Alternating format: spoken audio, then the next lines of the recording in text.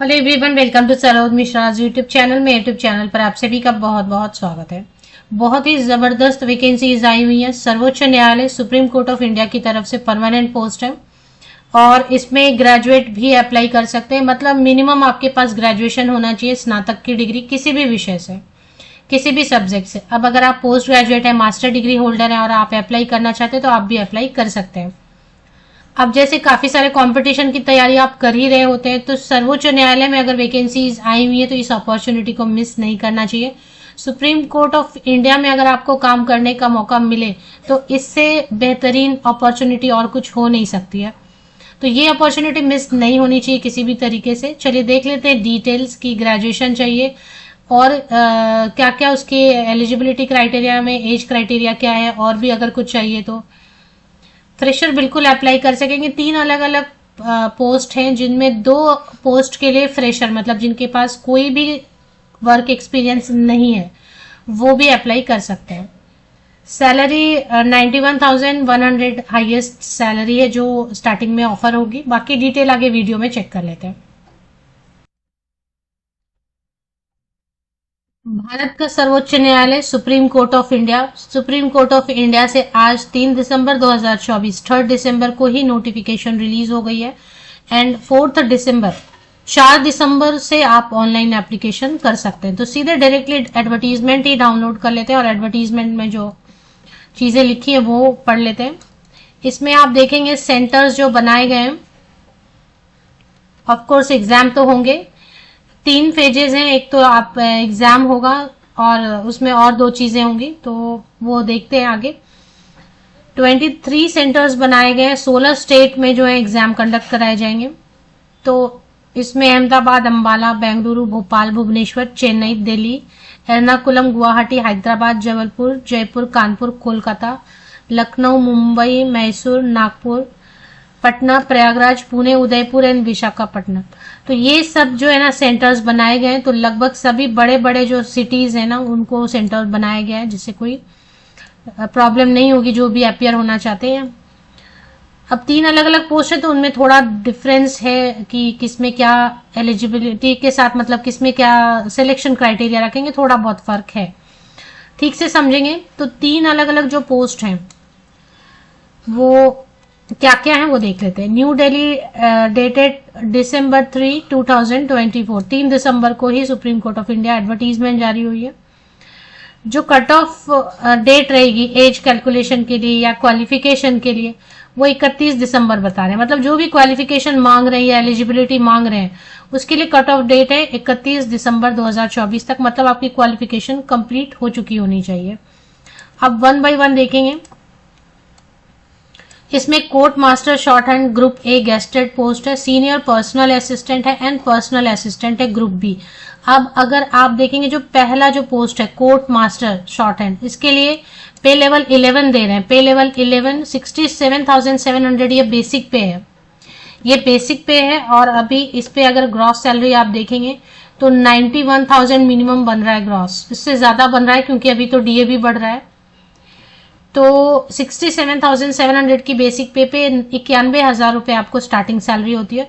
दूसरा जो पोस्ट है सीनियर पर्सनल असिस्टेंट का, तो सीनियर पर्सनल असिस्टेंट की जो पोस्ट है इस पे लेवल 8 आपको ऑफर कर रहे हैं। लेवल 8 मतलब 47,700। तो 47,600 मतलब ग्रॉस आपका 68,000 अराउंड बनने वाला है सैलरी। तीसरा जो पोस्ट है वो है पर्सनल असिस्टेंट की पोस्ट, और पर्सनल असिस्टेंट की पोस्ट के लिए 44,900 की बेसिक पे, इस पे ग्रॉस सैलरी आपकी अराउंड वही 62-65,000 रुपीज ग्रॉस सैलरी लगभग बनने वाली है। तो जो पहला पोस्ट है क्योंकि काफी ज्यादा 91,000 सैलरी, तो इसमें तो आपको 5 साल एक्सपीरियंस मांग रहे हैं। कोर्ट मास्टर में 5 साल एक्सपीरियंस मांग रहे हैं। कोई लॉ ग्रेजुएट के लिए है ये और इसमें 5 साल एक्सपीरियंस मांग रहे हैं। तो ठीक है, ये पोस्ट तो हम कवर नहीं करेंगे बिकॉज इन जो कैंडिडेट ऑलरेडी वर्किंग है वो देख लें। बाकी जो दोनों पोस्ट हैं बच गए, जो दोनों पोस्ट है पर्सनल असिस्टेंट एंड उसके बाद एक और जो पोस्ट है उसमें senior personal assistant and personal assistant, इसमें वर्क एक्सपीरियंस नहीं मांग रहे हैं। आप खुद ही देखेंगे फॉर द पोस्ट ऑफ, बड़ा ही सिंपल सा एडवर्टीजमेंट बनाया। आप देखेंगे कि supreme court of India, Bharat का सर्वोच्च न्यायालय, एडवर्टीजमेंट इतना सिंपल है कि आप खुद भी आराम से बैठ के पढ़ेंगे तो समझ में सारी चीजें आने वाली हैं। तो सीनियर पर्सनल असिस्टेंट है, इसमें डिग्री ऑफ रिकॉग्नाइज्ड यूनिवर्सिटी, मतलब कोई भी स्नातक, कोई भी ग्रेजुएट अप्लाई कर सकते हैं, कोई भी स्नातक, कोई भी ग्रेजुएट। अब आप अच्छी चीज यहाँ पर देख रहे होंगे, परसेंटेज का प्रॉब्लम नहीं है। कई सारे कैंडिडेट कई सारी वैकेंसीज इसलिए फिल नहीं कर पाते हैं गवर्नमेंट की, क्योंकि उनके पास जो है ना कुछ परसेंटेज का कंडीशन फुलफिल नहीं होता है। यहाँ पर प्रतिशत अंकों का प्रॉब्लम नहीं है, कोई भी परसेंटेज है चलेगा। दूसरी चीज है, कोई भी सर्टिफिकेट ये मांग नहीं रहे। हाँ, शॉर्ट हैंड आपको इंग्लिश वाली आनी चाहिए, सर्टिफिकेट नहीं मांग रही है, टेस्ट ले लेंगे, टेस्ट में आपको क्वालिफाई करना होगा। कंप्यूटर के लिए टाइपिंग, कंप्यूटर पे टाइपिंग स्पीड आपको इतनी होनी चाहिए, यहाँ पे भी सर्टिफिकेट नहीं मांग रहे हैं, तो आपको टाइपिंग आनी चाहिए, शॉर्ट हैंड आना चाहिए सीनियर पर्सनल असिस्टेंट के लिए एनी ग्रेजुएट। अब ये पर्सनल असिस्टेंट के लिए भी डिग्री है, ग्रेजुएट है, स्नातक किसी भी विषय से ग्रेजुएशन है, डिग्री है, ग्रेजुएट है मिनिमम। अब भाई आप पोस्ट ग्रेजुएट भी है तो चलेगा। किसी भी सब्जेक्ट से बोलने का मतलब है, बहुत सारे आजकल कोर्सेज चल रहे हैं ग्रेजुएशन में, BA, BSc, BCom, BTech, BCA, BMM, BMS और भी बहुत सारे हैं। तो मास कम्युनिकेशन का भी है, जर्नलिज्म का भी है, कोई भी है चलेगा। इवन म्यूजिक भी है चलेगा। अगर आपको लग रहा है कि आप एग्जाम क्रैक कर सकते हैं तो अप्लाई कर सकते हैं। एज रिक्वायरमेंट बता रहे हैं, कोर्ट मास्टर के लिए तो एक्सपीरियंस है, इसलिए इसके लिए 45 ईयर्स अपर एज लिमिट बता रहे हैं। ये जो एज लिमिट ऊपरी आयु सीमा बता रहे हैं, ये अनारक्षित वर्ग, unreserve, open category, general category के लिए। अगर आप SC, ST, OBC, PWD candidate या एक्स सर्विसमैन है तो एज में रिलैक्सेशन ऊपरी आयु सीमा में, अपर एज लिमिट में रिलैक्सेशन आपको मिलती है। तो सीनियर पर्सनल असिस्टेंट के लिए अगर आप जनरल अनारक्षित वर्ग से हैं, ओपन कैटेगरी से, तो 30 ईयर्स अपर एज लिमिट है। पर्सनल असिस्टेंट के लिए भी अपर एज लिमिट 30 ईयर्स है जनरल कैंडिडेट्स के लिए।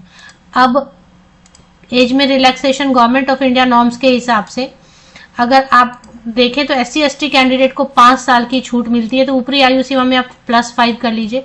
अगर OBC कैंडिडेट है तो कई जगह OBC नॉन क्रीमी लेयर को छूट मिलती है, कई जगह OBC सभी कैंडिडेट को मिलती है। तो यहाँ OBC लिख दिया तो मतलब सभी OBC को छूट देंगे, +3 कर लीजिए आप ऊपरी आयु सीमा में।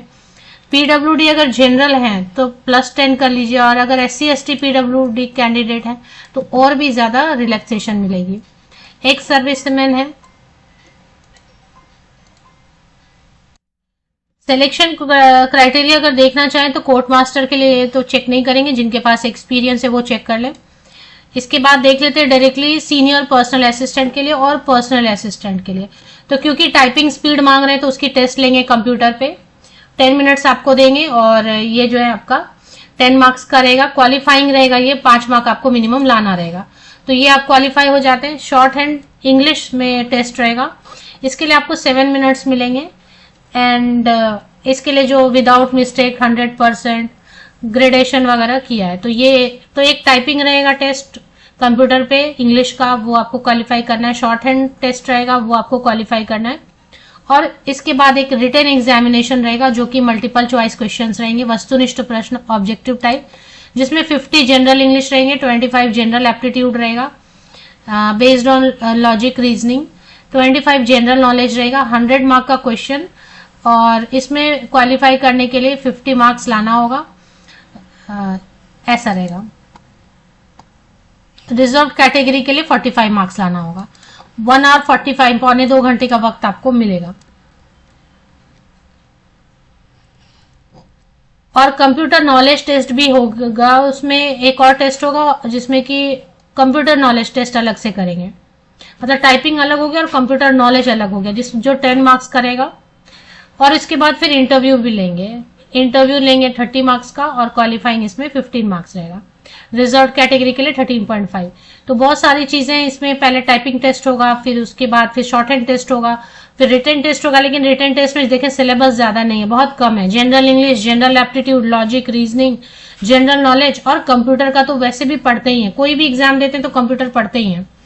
और फिर इंटरव्यू होगा, ठीक लगभग वैसे ही पर्सनल असिस्टेंट का भी रहेगा, लगभग वैसे ही है। मुझे नहीं लग रहा कि इसमें कुछ ज्यादा चेंज है। अब इसमें नेगेटिव मार्किंग है या नहीं है ऐसा दिखाई फिलहाल नहीं दे रहा, एक बार आप चेक कर लें। नेगेटिव मार्किंग अगर कहीं है तो आप मुझे कमेंट सेक्शन में लिख दें, मैं पिन कर दूंगी। मुझे नेगेटिव मार्किंग करके फिलहाल दिखाई नहीं दे रहा है। अगर मैं सर्च ऑप्शन भी रन करूं तो मुझे निगेटिव जो है ना दिखाई नहीं दे रहा। तो निगेटिव मार्किंग नहीं रहने से आराम होता है कि जितने चाहे उतने क्वेश्चंस अटेम्प्ट कर सकते हैं, जितने तुक्के लगाने हो, पर फिलहाल दिखाई नहीं दे रहा है मुझे। तो चलिए, अभी आपको अगर कहीं दिख जाता है तो आप कमेंट में लिख दें तो मैं उसको पिन कर दूंगी। तो ये मैंने स्टेट आपको बता दिया, 16 स्टेट में इतने सारे सेंटर्स बनाए गए, तो उसकी प्रॉब्लम नहीं होगी सेंटर्स की। फीस की बात कर लेते हैं। फीस सबसे पहले तो जिनको कम देनी है वो बात करेंगे।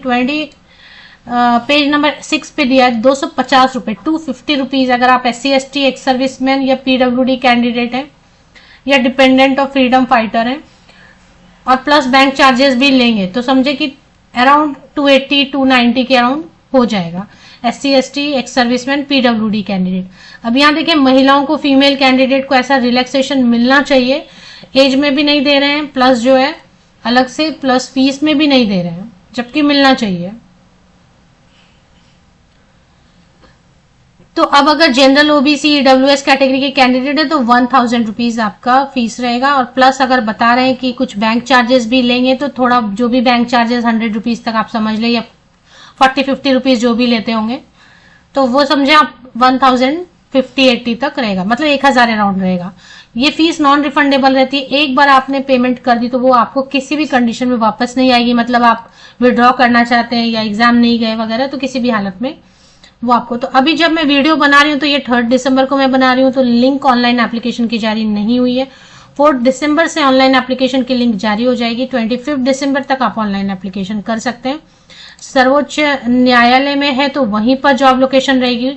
जनरल इंस्ट्रक्शन आपको कुछ पढ़ना है तो इसमें पढ़ सकते हैं कि और क्या क्या चीजें कुछ एक्स्ट्रा बताई गई हैं, तो ये सब जो है ना आप पढ़ सकते हैं, पढ़ लेना चाहिए, ज्यादा बड़ा तो है नहीं, पढ़ लेना चाहिए। तो सुप्रीम कोर्ट भर्ती है तो सुप्रीम कोर्ट में ही आपको जो है काम करने का मौका मिलेगा। तो जॉब लोकेशन फिक्स रहेगी थ्रू आउट। अगर आप सुप्रीम कोर्ट में रह जाते हैं तो सुप्रीम कोर्ट में ही आपको काम जो है ना पूरी रिटायरमेंट के एज तक करने का मौका मिलेगा। तो जॉब लोकेशन चेंज नहीं होगा, ट्रांसफर का वगैरह स्ट्रेस नहीं रहेगा। तो चलिए ऑफिशियल वेबसाइट पे चलेंगे। Supreme court of India Bharat का सर्वोच्च न्यायालय, मैंने विकिपीडिया से लिंक लिया हुआ है, बट आप भी विकिपीडिया से ले लें या फिर डायरेक्टली चाहिए तो मेरे इसी यूट्यूब वीडियो के डिस्क्रिप्शन बॉक्स में आपको लिंक मिलेगी। सर्वोच्च न्यायालय। अब इसमें थोड़ा सा नीचे स्क्रॉल डाउन आप कर लेते हैं तो यहाँ लेटेस्ट इन्फॉर्मेशन सेक्शन में ही फर्स्ट में जो फिलहाल जो है ना दिखाई दे रहा है ऑनलाइन एप्लीकेशन। अब लिंक आता है 4 दिसंबर को, तो लिंक मोस्टली यहाँ दिखता है या अलग से ऑनलाइन एप्लीकेशन की लिंक देंगे कहीं और किसी सेक्शन में, तो वो आप सर्च कर लेना। तो फिलहाल जो है मैंने आपके साथ नोटिफिकेशन शेयर कर ली। अगर इसमें कहीं ऑनलाइन एप्लीकेशन की लिंक होगी तो उसमें देंगे, अदरवाइज फिर से जो है रिक्रूटमेंट है ना, आई थिंक रिक्रूटमेंट में लाएंगे। ये रिक्रूटमेंट में क्लिक करने से यहाँ पे आई थिंक लिंक देंगे। अगर यहाँ लिंक नहीं देते तो आप सर्च कर लेना। ऑफिशियल वेबसाइट की लिंक के लिए मेरे इसी यूट्यूब वीडियो के डिस्क्रिप्शन बॉक्स को नीचे तक स्क्रॉल डाउन करके चेक कर लें।